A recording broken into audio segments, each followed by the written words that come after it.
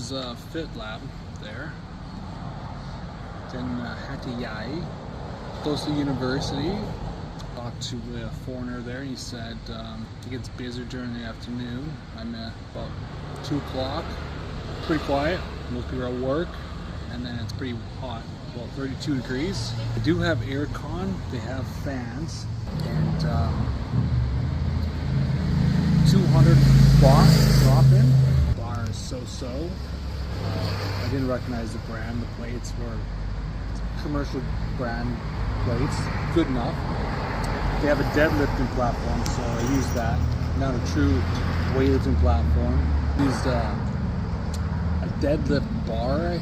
Spin good enough to do some weightlifting. Nothing crazy though. For weightlifting gym, I'd give it probably a 6.5 to 7.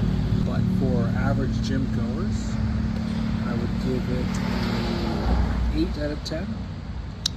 It's got everything you kind of need.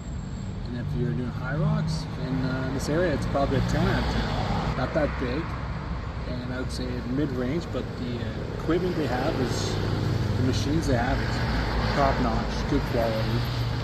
And the dumbbells they have is up to 50 kilos.